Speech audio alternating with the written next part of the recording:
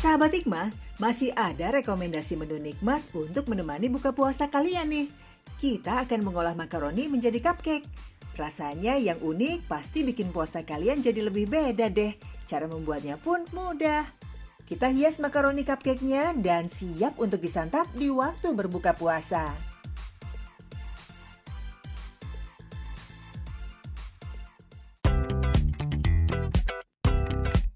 Sahabat Hikmah, berbagai macam aneka olahan makaroni bisa kita nikmati. Mulai dari yang sederhana sampai yang unik sekalipun. Tapi masih banyak kok yang menikmati makaroni hanya sekedar digoreng saja. Siapa sangka dari cemilan ringan ini ternyata mampu menghidupi sepasang suami istri. Inilah Kundiarto, pedagang makanan ringan keliling. Kedua kakinya tidak bisa digerakkan lagi sejak 20 tahun lalu. Ini menyebabkan ia harus menggunakan kursi roda. Ia tidak pernah menyerah untuk menggerakkan kursi roda yang beratnya hampir 20 kg ini. Mengandalkan kedua tangannya, perlahan-lahan ia menyusuri jalanan raya. Padahal nyawa taruhannya, ia bisa saja terserempet kendaraan yang lalu lalang. Kelumpuhannya ini berawal dari penyakit meningitis yang tiba-tiba menyerangnya. Ketika itu ia segera dilarikan ke rumah sakit dan mengalami koma selama 3 bulan. Setelah tersadar, ia mengalami demam tinggi dan dokter justru menyuntikannya suatu obat yang malah menyebabkan kakinya lumpuh hingga sekarang. Semenjak itulah kehidupan Kundiarto berubah. Aktivitas yang tadinya bisa ia lakukan dengan mudah justru kini menjadi sebuah tantangan yang mengharuskan sang istri siap sedia 24 jam di sampingnya. Ya saya kaget kok separah ini yang aku terima gitu, apa dosaku ya Allah gitu.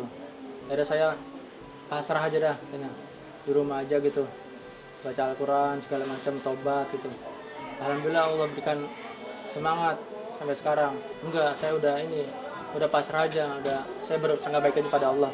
Mungkin saya ada kesalahan apa gitu, saya terima aja dah. Mungkin ada hikmahnya dari balikin semua musibah ini.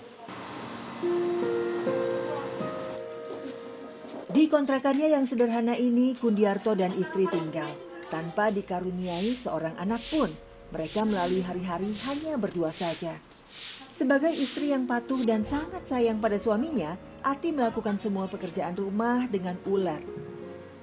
Dimulai dari membersihkan rumah hingga merawat Kundiarto. Apalagi kini Kundiarto memiliki luka di area pinggulnya. Luka itu karena ia terlalu banyak duduk sehingga menjadi lembab dan menimbulkan luka. Bahkan ia harus melakukan operasi pemotongan lukanya agar tidak menyebar kemana-mana.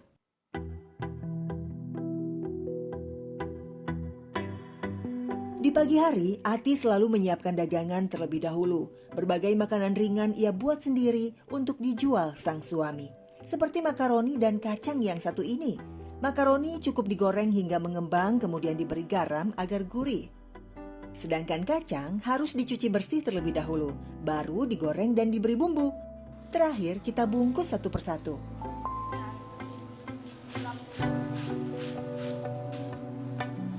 Terkadang kakak Kundiarto yaitu Mar yang tinggal tidak begitu jauh dari rumah mereka sering datang ke rumah untuk sekedar meringankan pekerjaan Ati.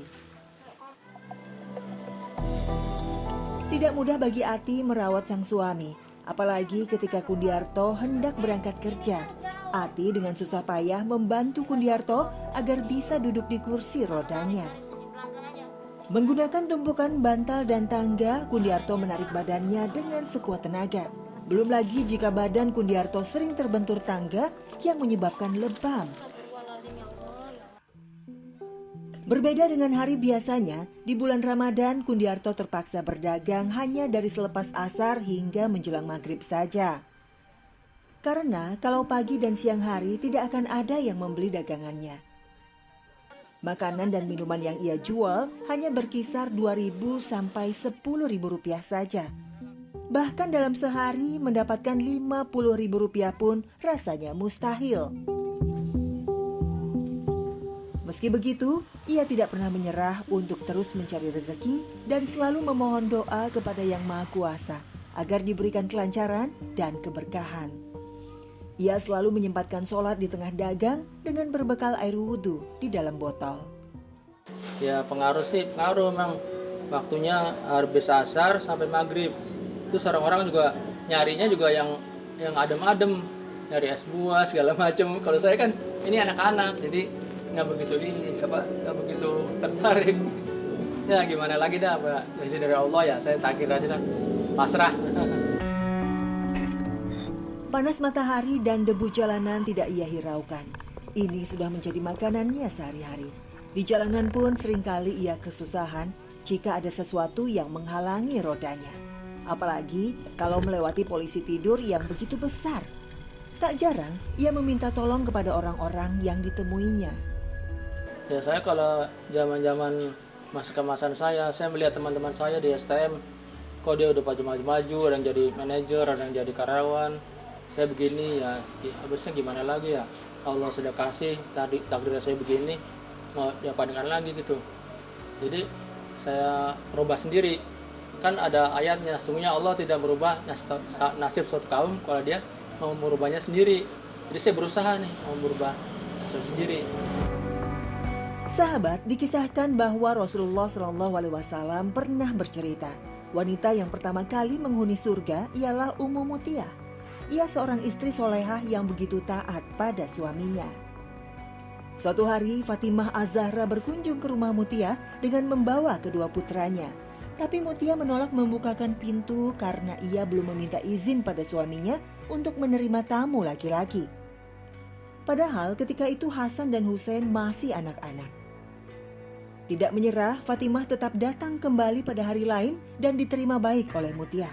Fatimah terkejut karena sopan santun dan kepatuhan seorang Mutiyah. Ia memakai pakaian terbaiknya dengan aroma yang sangat wangi. Rumahnya juga sangat sederhana namun bersih dan nyaman. Putri Rasulullah ini juga terkagum-kagum ketika melihat Mutiyah sedang menyiapkan air mandi untuk sang suami serta pakaian ganti. Ia juga sudah menyiapkan makanan di meja makan. Mengetahui apa yang dilakukan Mutiyah, Fatimah menangis haru bahagia. Kesolehan Mutiyah inilah yang membuatnya sangat pantas menjadi wanita pertama yang menghuni surga.